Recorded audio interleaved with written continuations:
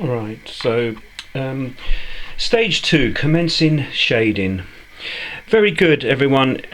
Stage 2, and it's commencing the shading. So I've just got a little bit of a sort of seen this before, I'm sure. We've got a test sheet here. It's something you can do in your sketchbook.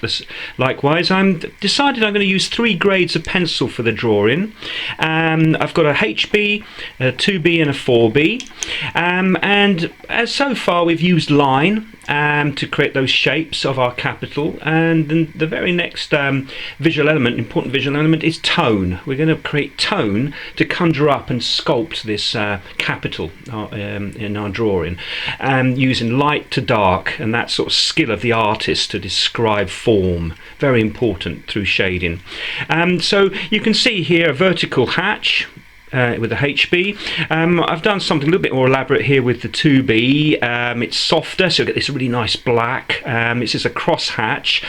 Here, this is like a knotted swirl with the 4B. I've done a sort of knotted swirl pattern. What's all that about? Sort of textural, maybe. But what's quite interesting, just practicing a bit here, with these dots and dashes, I call this.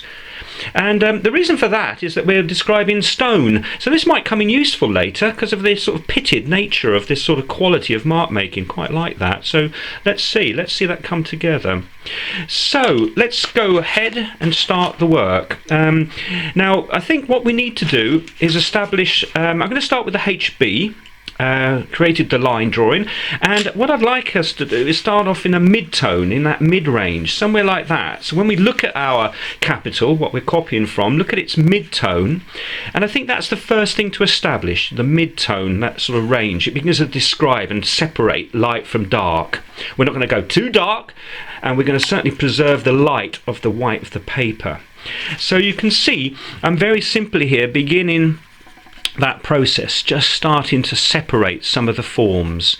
This will take time. I'm going to come back in a few minutes and show you how I've developed this and start to give you some little tricks on shading, effective use of the pencil grades that you have and the shading. But start to think around the drawing. And the first tip is work from, as I'm right-handed, I'm going to work left to right. If you're left-handed, you work right to left. But for obvious reasons that we want to develop the drawing from top corner across, not smudging as we draw.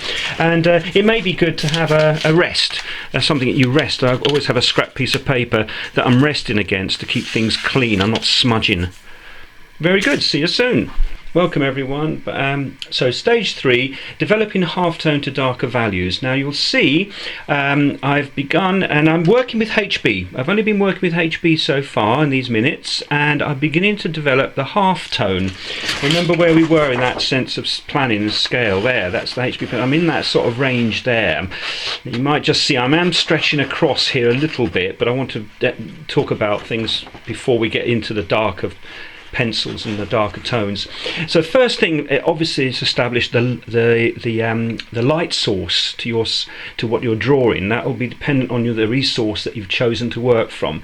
In my case, the light is very definitely from the right. It's entering the form from the right, and so creating this raised surfaces where it's been carved, this boss, the scroll here, the acantha leaves, which I need to develop next, etc. So the light source is important, and you're respecting that as you shade. Maintain a good sharp pencil, and yes, develop as you perceive the halftones, etc. Little tips. I've already mentioned about keeping a piece of paper as you're drawing and developing. Respecting the forms, you may have to alter and change some of your drawing. That's totally acceptable, and obvious things that you're going to check on things as you're working. Respect the light of the paper, the white of the paper.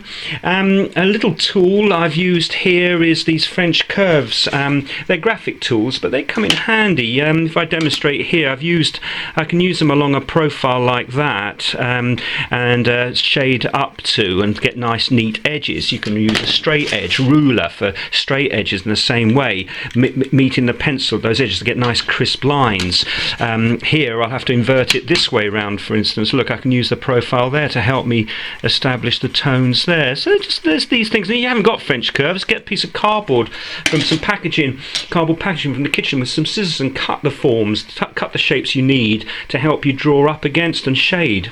You know, a little tip there. And also another important tip is eraser. Look, what I've done with my rubber here, I've cut it into a small shape which becomes its own drawing tool. I can use it to clean up edges more delicately than the whole rubber. I think sometimes you need to use a craft knife and just cut to create those little edges and keep things clean. So this is the next stage, developing the halftone, and then we're going to start to look at using the 2B pencil, and I'm going to start to use it in the darker, to start to really go to increase the sense of depth within the carved form.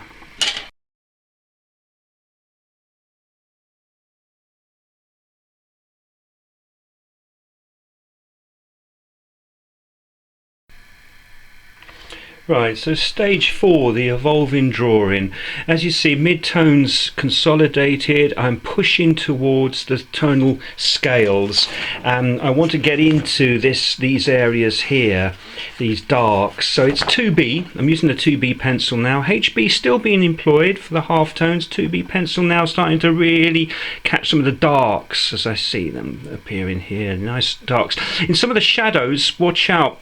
Keep it reflective and sometimes form right side light, left side the shadow, but shadow there is a luminosity where meets dark. Just watch for those subtleties, and respect the pencils. Let's keep, I want to see a tin fully. You should have a tin of shavings now, because it's you're having to keep those pencils sharp, always sharpening the pencils, keeping that nice balance of accuracy and tone within the context of the pencil point, the deserving line that you're making. So this is now very passive in the sense of creative. You're going to take your time over the next hour or two to develop this drawing, as I have to, and we shall soon meet hopefully online and compare notes and see each other's evolving capital. I've just been reminded of a Grecian urn outside that needs watering, so I've got to take a break in a moment, have some lunch, and do some watering outside. Yeah, there's always something on the domestic front occurring. So I'm going to come back to this in due course and share it with you. So well done, everyone. Let's push ahead with our tones, as I say, developing the full tonal range and respecting the light, keeping that crisp and light of the paper. Very good.